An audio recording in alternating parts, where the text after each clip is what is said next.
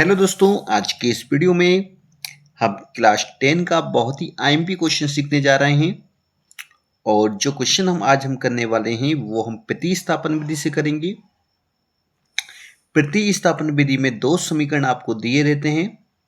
तो यहाँ पर आप देख भी पा रहे हैं, यहाँ पर दो समीकरण। पहला समीकरण है x प्लस वाई बराबर 10 और दूसरा समीकरण है 2x प्लस 3y बराबर 5। ठीक है, पहला समीकरण है x plus Y is equal to 10 और दूसरा समीकरण है 2x plus 3y equal to 5। तो सबसे पहले हमें क्या करना है, इन दोनों समीकरणों को नाम देना है इक्वेशन 1, इक्वेशन 2 या समीकरण 1, समीकरण 2। अब थोड़ा इसका जो कॉन्सेप्ट है वो आप समझ लीजिए, होता क्या है इस विधि में। हमें देखो आंसर में x और y का वैल्यू निकालना है। तो इसके लिए हम क्या करेंगे, समीकरण 1 से मतलब समीकरण 1 से x का एक वैल्यू निकालेंगे और हम समीकरण 2 में रख देंगे। जब समीकरण 1 से x का एक वैल्यू निकलेगा, वो जो भी हम निकालेंगे वो हम समीकरण 2 में रख देंगे और समीकरण 2 में रखने के बाद समीकरण 2 को हम सॉल्व कर देंगे तो हमें वहाँ से y का एक वैल्यू मिल जाएगा। अब जो y का वैल्यू मिलेगा वो हम फिर से समीकरण 1 में रख देंगे तो हमें x का वैल्यू भी मिल जाएगा, एक्चुअल वाला। तो यहाँ पर इन दोनों समीकरण को सॉल्व करना है और x y का वैल्यू निकालना है। तो सबसे पहले हम समीकरण 1 से समीकरण 1 क्या है, तो समीकरण 1 है हमारा x प्लस वाई बराबर 10, यही है। तो ये हमने निकाल लिया। अब x का मान निकालेंगे कैसे, देखो हमें क्या करना है कि x के पास जो भी वैल्यू है, मतलब यहाँ पर वेरिएबल y है, इसको यहाँ से हटाना है और बराबर की इधर पहुँचा देना है। ठीक है, तो पहुँचा देते हैं। x का तो x रहेगा, बराबर का बराबर और 10 का 10। अब जो हटाना है वो लिखेंगे, तो प्लस y हटाना है, इधर आएगा तो माइनस y हो जाएगा। ठीक है, जैसे आपको पता होगा कि कोई भी वैल्यू बराबर की इधर से इधर आती है, मतलब लेफ्ट हैंड साइड से राइट हैंड साइड आती है, तो उसके जो साइन है वो चेंज हो जाते हैं। अगर प्लस है तो माइनस की हो जाती है, माइनस है तो प्लस की हो जाती है। तो फिलहाल यहाँ प्लस था तो इधर आया तो माइनस का y हो गया। अब ये जो है इसको आप समीकरण 3 भी बोल सकते हैं। ठीक है, तो देखिए x का ये वाला जो मान हमें मिला है, x की फाइनल वैल्यू नहीं मिली है अभी में। अब हम क्या करेंगे, जो x का ये जो मान आया है 10 माइनस y, वो हम समीकरण 2 में रख देंगे। यही मैंने आपसे पहले भी कहा था कि समीकरण 1 से हम x का एक मान निकालेंगे और समीकरण 2 में रख देंगे। तो चलिए रख देते हैं और यहाँ लिख भी दें कि x बराबर 10 माइनस y समीकरण 2 में रखने पर। ठीक है, तो रख देते हैं। समीकरण 2 क्या है, समीकरण 2 है 2x प्लस 3y बराबर 5। इस समीकरण में हमें x के स्थान पर 10 माइनस y रखना है। तो x कहाँ है, ये है, इसके स्थान पर 10 माइनस y आएगा। लेकिन एक बात ध्यान रखें कि वेरिएबल और संख्या आपस में अगर जुड़े हैं तो वो आपस में गुणा में है।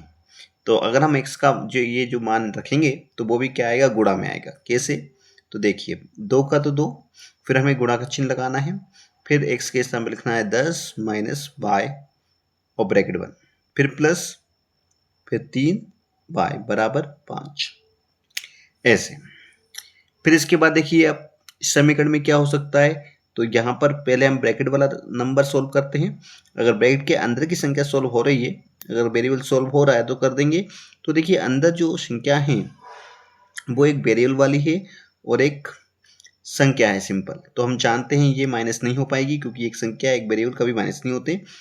ठीक है, तो अगर दोनों तरफ वेरिएबल सेम होते तो हम माइनस कर देते हैं। अब तो बस यहाँ पर गुणा ही होगा तो गुणा कर देते हैं। तो 2 का गुणा 10 के साथ होगा और 2 का गुणा फिर माइनस y के साथ भी होगा।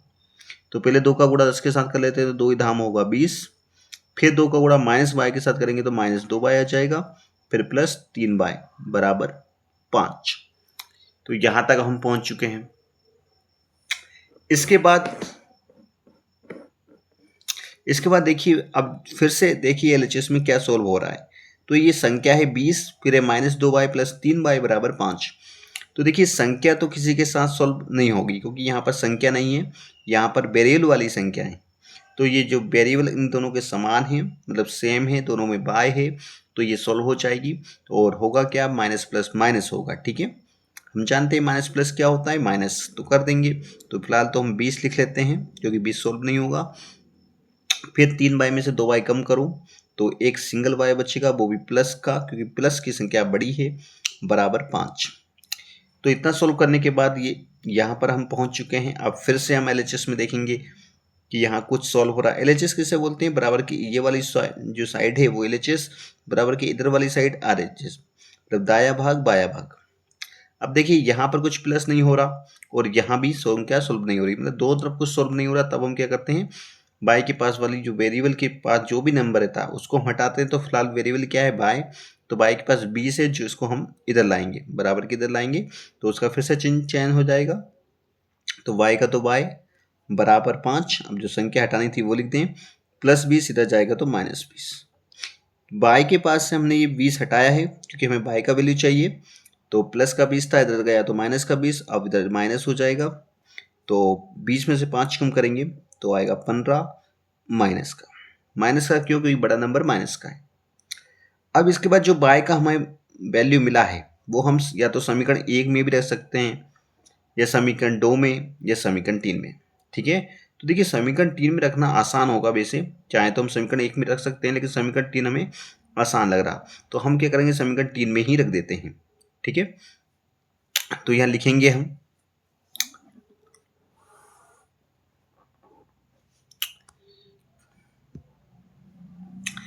बाय का वैल्यू, यहाँ लिख देंगे। ठीक है, इसी के आगे आएगा तो फिर लिख दे सकते हैं बाय का मान समीकरण 3 में रखने पर। ठीक है, तो समीकरण 3 क्या था हमारा, ये है। तो x बराबर 10 माइनस बाय, इसमें हम बाय का मान रख देंगे। तो इसमें जो बाय का मान है वो क्या है, -15 है, जो अभी हमारा आया था नीचे। ठीक है, ये देखिए -15।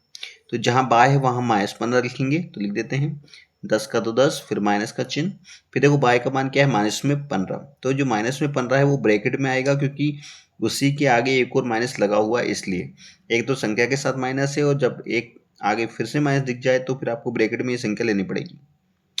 ठीक है, फिर हम मल्टीप्लाई कर देंगे, 10 का तो 10, माइनस का गुणा माइनस से होगा तो प्लस साइन, 15 का गुणा, यहाँ पर कुछ संख्या नहीं है ब्रैकेट के बाहर, तो हम 1 ले लेंगे, तो 15 का गुणा 1 से करेंगे तो 15 आएगा। तो इस प्रकार फिर प्लस कर देंगे, 15 और 10 25।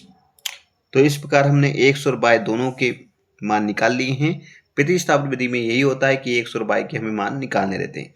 एक बार फिर से समझ लीजिए क्या होता है, हमें जो समीकरण दिए रहते हैं, तो पहला समीकरण हमारा x प्लस वाई बराबर 10 था, दूसरा समीकरण 2x प्लस 3y बराबर 5 था। फिर हम क्या करते हैं, समीकरण 1 से x का एक वैल्यू निकाल लेते हैं। ठीक है, तो हमारा x का जो वैल्यू निकला 10 माइनस y निकला। फिर हम ये वैल्यू समीकरण 2 में रख देते हैं। तो समीकरण 2 हमने यहाँ पर लिखा है 2x प्लस 3y बराबर 5, यही हमारा समीकरण 2 था। इसमें जो x के स्थान पर हमने 10 माइनस y लिखा है, गुणा में लिया है, क्योंकि ये आपस में गुणा में रहते हैं।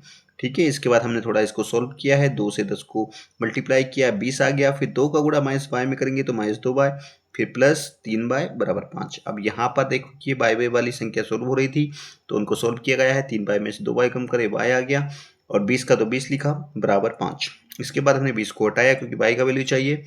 ठीक है, तो प्लस का 20 रह जाएगा तो माइनस का 20 हो जाएगा, और जब हम इनको सोल्व करेंगे तो माइनस का 15 आएगा। फिर जो y का मान आता है आप समीकरण 1 में रख दें, या 2 में, या 3 में। तो 3 में रखना काफ़ी आसान था, तो हमने समीकरण 3 में रख दिया, क्योंकि समीकरण 3 है x बराबर 10 माइनस y, तो इसमें हम रख देंगे y का वैल्यू। तो y का वैल्यू -15 था, तो देखिए जो समीकरण 3 हमने नोट किया, और इसमें जो y है उसके स्तर पर -15 रख दिया। फिर इसको सोल्व किया, ब्रैकेट में लिया गया है तो मल्टीप्लाई होगा। ठीक है, फिर माइनस का मल्टीप्लाई माइनस से तो प्लस, और फिर 15 का मल्टीप्लाई 1 से होगा तो 15 आएगा, और 10 तो पहले से था। ठीक है, 10 और 15 25, इस प्रकार x बराबर 25 और y बराबर -15, ये हमारा आंसर होगा। तो प्रतिस्थापन विधि का यही कॉन्सेप्ट होता है। ठीक है, बस थोड़ी सी बातें याद रखें कि समीकरण 1 से हम x का वैल्यू निकालेंगे और समीकरण 2 में रख देंगे, और उस समीकरण 2 को पूरा सोल्व कर देंगे, तो फिर हमें y का वैल्यू मिलेगा, और जो y का वैल्यू मिलेगा वो हम समीकरण 1, 2, 3 इनमें से किसी भी एक समीकरण में रख देंगे और सॉल्व कर देंगे, तो हमें x का वैल्यू भी मिल जाएगा। तो यहाँ पर हमने प्रतिस्थापन विधि से समीकरण को सॉल्व करना सीखा। तो वीडियो आपको अच्छी लगी है तो प्लीज़ चैनल से जुड़ जाइए और इसी तरह की और भी वीडियो देखने के लिए आप हमारे चैनल से जुड़ जाएं और आगे भी इसी तरह की और वीडियो आपको देखने को हमारे चैनल पे मिलेगी। तब तक के लिए धन्यवाद।